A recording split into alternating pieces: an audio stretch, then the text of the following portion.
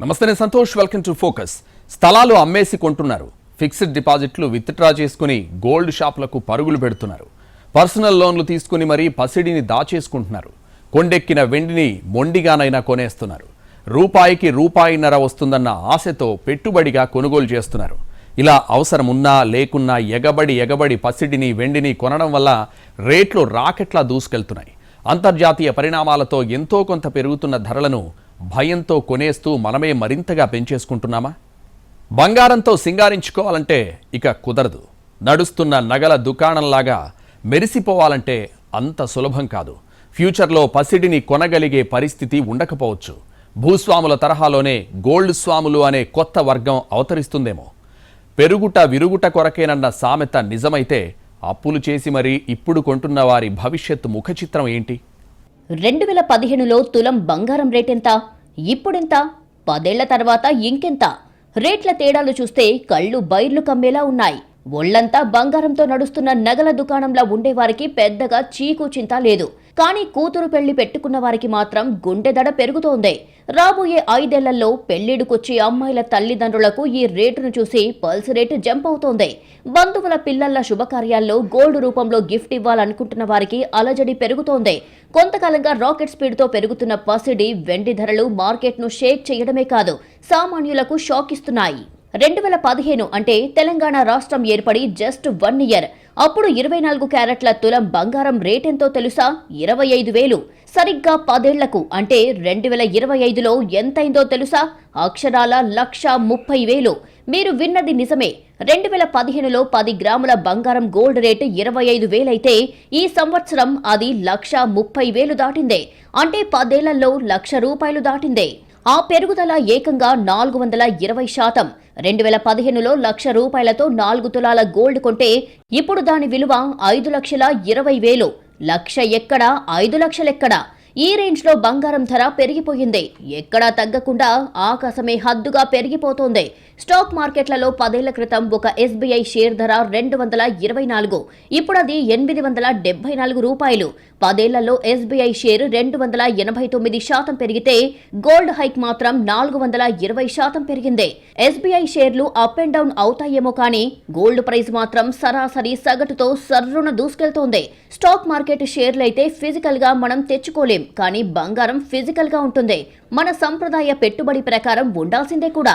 ఎంతో విలువైన ఈ లోహ ధరపై మగువలకు మక్కువ ఎక్కువ కాబట్టే గోల్డ్ రేటు ఒలింపిక్స్ రన్నర్ తో పోటీ పడుతున్నట్టుగా మెరుపు వేగంతో దూసుకెళ్తోంది. సామాన్యులకు అందకుండా పోవడమే కాదు, గోల్డ్ వైపు చూడ్డానికి, కనీసం దాని గురించి ఆలోచించడానికి భయపడేంత రన్ రాజా రన్ అంటోంది. పెరుగుట విరుగుట కొరకే అంటారు, కానీ పసడి విషయంలో ఈ విరుగుట అనే విరుగుడు మంత్రం మాత్రం పారడం లేదు. పైకి ఎగబాకడమే తప్ప నేల చూపులు అస్సలు చూడ్డం లేదు. పెళ్లిళ్లు, శుభకార్యాలు, దీపావళి, దంతేరస్కు కంపల్సరిగా గోల్డ్ కొనే మధ్యతరగతి జనాలను బంగారం కంగారు పెట్టేస్తోంది. హైదరాబాద్ మార్కెట్లో 1,30,000 దాటేసింది గోల్డ్ రేట్. అనేక అంతర్జాతీయ పరిణామాలు, ట్రంప్ దుందుడుకు నిర్ణయాలు, పండుగలు, మ్యారేజ్ సీజన్లు కలిసొచ్చి పుత్తడి రేటు జంప్ అవుతోంది. రేట్లకు చక్రాలు కట్టుకొని పరుగో అంటోంది. మంగళవారం 24 క్యారెట్ల 10 గ్రాముల మేలిమి బంగారం ధర 1,30,850కి రీచ్ అయ్యింది. 22 క్యారెట్ల ధర 1,17,780 అయ్యింది. కొన్ని రోజులుగా ఈ బంగారం మరియు వెండిలో చాలా ధరల్లో అనూహ్యంగా పెరగడం జరుగుతుంది. దీనికి కన్జ్యూమర్స్ కూడా చాలా ఇబ్బంది పడుతూ వారు ఇంకా పెరుగుతూ ఉంటే మేము కొనలేకపోతున్నామనే బాధతోని చాలామంది ఇబ్బందులు పడుతూ కొంతమంది గోల్డ్ లోన్స్ ద్వారా తీసుకొని కూడా గోల్డ్ కొనడానికి ముందుకొస్తున్నారు. బంగారం రెచ్చిపోతోంది అనుకుంటే వెండి కూడా తెగ మిడిసి పడుతోంది. గోల్డేనా పెరిగేది? తాను కూడా పిచ్చగా పెరుగుతానంటూ కొండెక్కి కూర్చుంది. వెండి ధర 2 లక్షలు దాటేసింది. ఇప్పుడు కేజీ సిల్వర్ రేటు 2,06,000. అంతర్జాతీయ విపణిలోనూ పసిడి ధర విపరీతంగా జంప్ అవుతోంది. ఔన్స్ ధర $4,139 ఉంది. ఔన్స్ వెండి ధర $53 దాటింది. ఈ 2 విలువైన లోహాల ధర సమీప భవిష్యత్తులో ఏ స్థాయిలో పెరుగుతుందో తలుచుకుంటేనే చాలా మందికి కంటికి కునుకు రావడం లేదు. సాంప్రదాయమైన పెట్టుబడులు, ఇప్పుడు షేర్ మార్కెట్ అని, స్టాక్ మార్కెట్ అని, దానిలో ఇంతకుముందు గ్యారంటీగా దానిలో పెట్టుబడి పెట్టేవాళ్ళు. ఇప్పుడు దాని మీద ఆందోళన చెంది, అంటే దాని మీద నమ్మకం లేక బంగారం మీద పెట్టుబడి పెడితే ఎప్పటికైనా మనకు తిరిగి వస్తుంది రేటు అనే ఉద్దేశంగా బంగారం మీద పెట్టుబడులు పెట్టడం. తర్వాత కస్టమ్ డ్యూటీ కూడా వేరే వాటి మీద కంటే వీటి మీద బంగారం మీద తగ్గించడం వల్ల బంగారం మీద పెట్టుబడులు ఎక్కువ పెడతారు. వేరే విదేశీ బ్యాంకులు కూడా బంగారం కొనుగోలు ఎక్కువ చేస్తున్నాయి. అందుకే దీని మీద రేటు పెరిగి మన మీద ఎఫెక్ట్ పడుతుంది. ఇది ఎప్పటికీ ఉండదు, తగ్గిపోతుంది మళ్ళీ. ప్రపంచవ్యాప్తంగా ఆర్థిక అనిశ్చితి కొనసాగుతోంది. ట్రంప్ టారిఫ్ల బాదుడుతో మార్కెట్ వ్యవస్థలు తలకిందులవుతున్నాయి. చైనాతో అమెరికా ట్రేడ్ వార్ ఎలాంటి మలుపు తిరుగుతుందో ఎవ్వరి అంచనాకు చిక్కడం లేదు. అమెరికా షట్డౌన్ కు ఎప్పుడు ఎండ్ కార్డు పడుతుందో బోధపడ్డం లేదు. అమెరికాలో ప్రభుత్వ ఉద్యోగాలు ఊడిపోతున్నాయి. ఎటు చూసినా పెట్టిన పెట్టుబడి ఆవిరవుతుందని కంగారు పడుతున్న మదుపుదారులు బంగారం అయితే సేఫ్ అని భావిస్తున్నారు. అందుకే పసిడిలో పెట్టుబడులకు మదుపరులు మొగ్గు చూపుతున్నారు. ఇదే టైంలో గోల్డ్ ఈటీఎఫ్లకు విపరీతంగా గిరాకీ పెరుగుతోంది. సెప్టెంబర్లో గోల్డ్ ఎక్స్చేంజ్ ట్రేడెడ్ ఫండ్లలో నిధుల వరద పెరిగింది. ఆగస్టులో ఈటీఎఫ్లలోకి 2190 కోట్ల ఇన్వెస్ట్మెంట్లు వచ్చాయి. సెప్టెంబర్లో ఈ మొత్తం 4 గింతలై 8363 కోట్లకు రీచ్ అయ్యింది. పబ్లిక్ అంతా ఎగబడుతున్నారు. ఒకరి మీద ఒకరు వచ్చి ధర పెరుగుతుందన్న ఉద్దేశంతో వెండి బంగారం అందరు కొంటున్నారు. మళ్ళీ దాదాపు ఒక 6 నెలలు అయిన తర్వాత పడిపోవచ్చు, అంతవరకు అయితే ఉన్నది. ఇప్పుడు 24 క్యారెట్స్ ఫ్యూచర్లో ఎట్లా ఉండాల్సింది అంచనా ప్రకారం? 24 క్యారెట్స్ దాదాపు 1.5 1,50,000 చిల్లర క్రాస్ అవుతుంది. వెండి అయితే 2 లక్షలు అయిపోయింది. దాదాపు అంతే నడుస్తుంది. రాబోయే కాలమంతా పెళ్లిళ్లు శుభకార్యాలదే. దీపావళి కూడా వస్తోంది.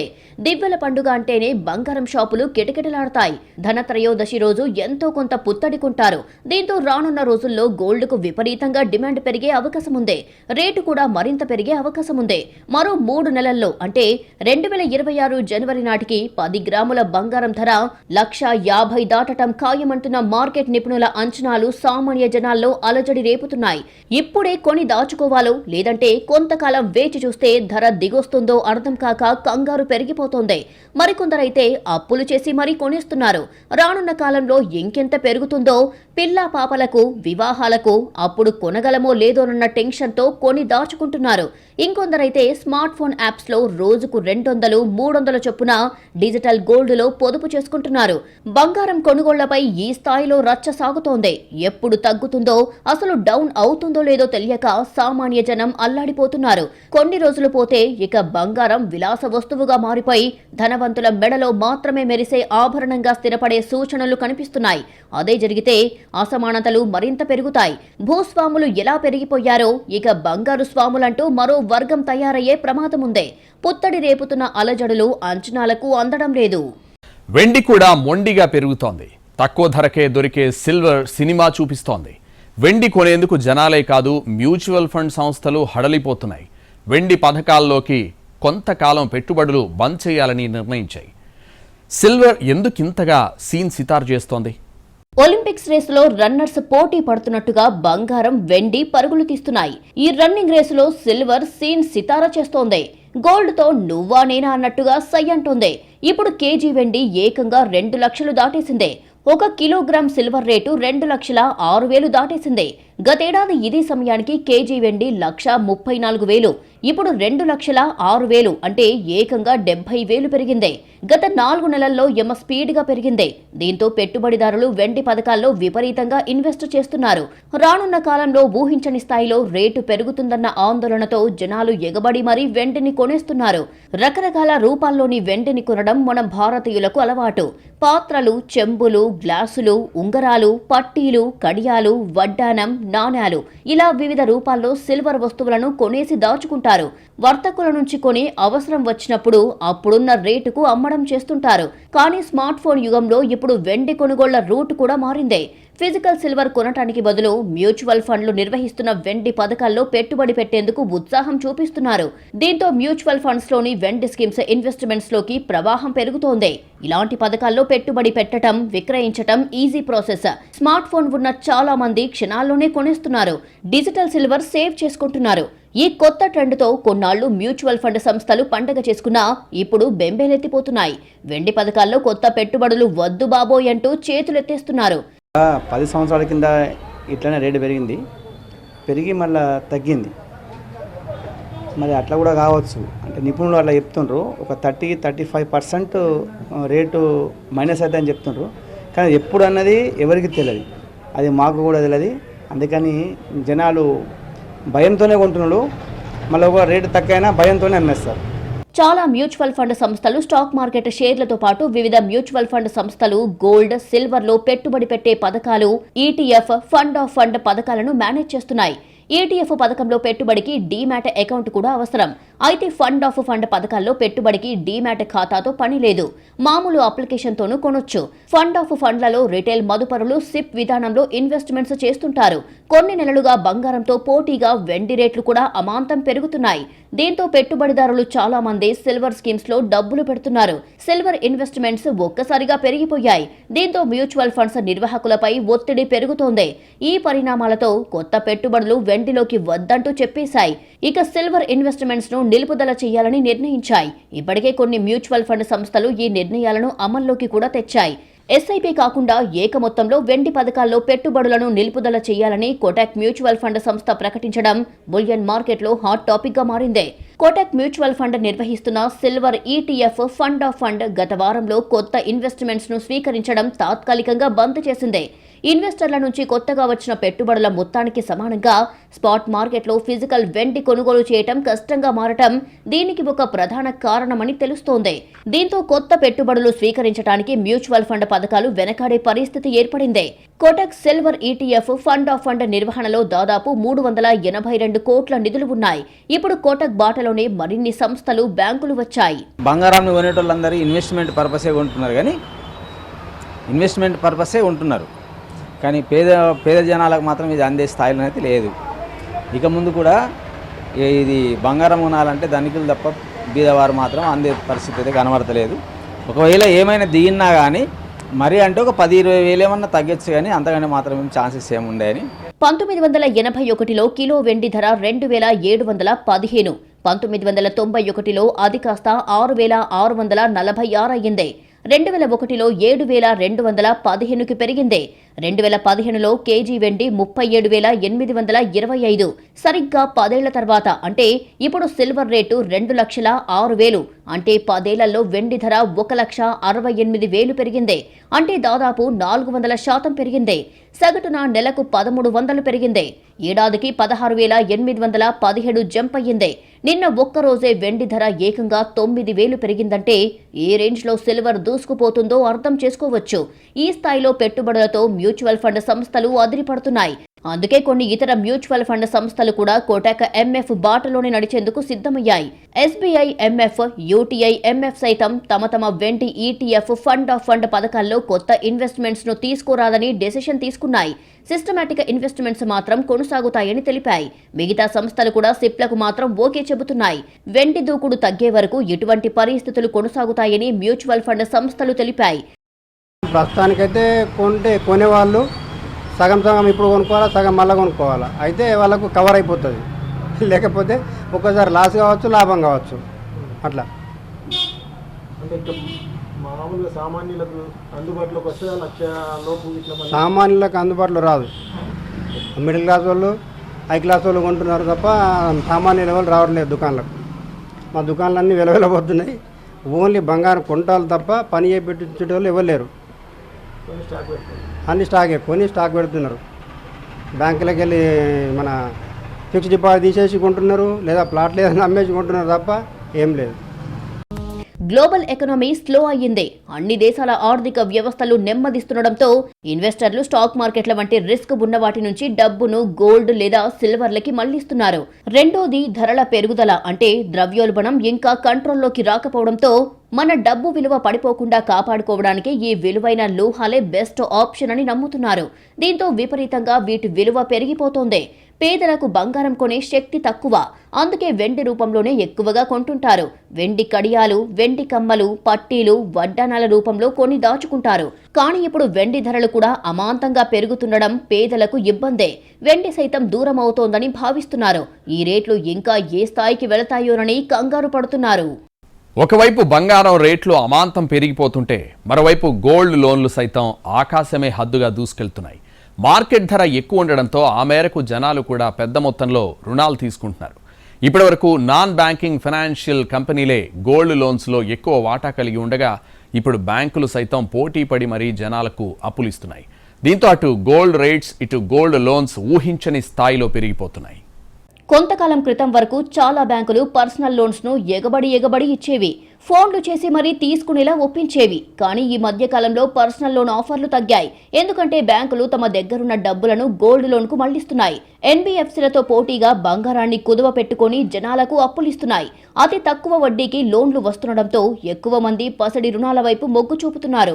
దీంతో బంగారం రుణాల మార్కెట్ 2026 మార్చి నాటికి 15 లక్షల కోట్ల రూపాయలకు చేరుకుంటుందని రేటింగ్ సంస్థలు అంచనా వేస్తున్నాయి.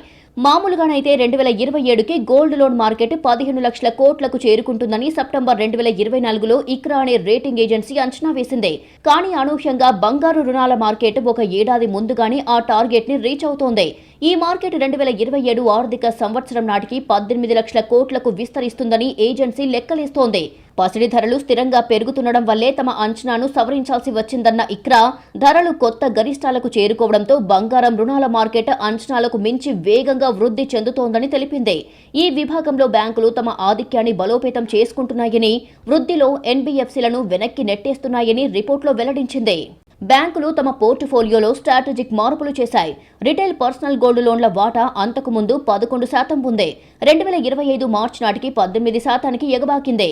గోల్డ్ జ్యువెలరీ లోన్లు ఎక్కువగా ఇస్తుండటంతో వ్యవసాయ, ఇతర రుణాల వాటా 70% నుంచి 63%కి తగ్గింది.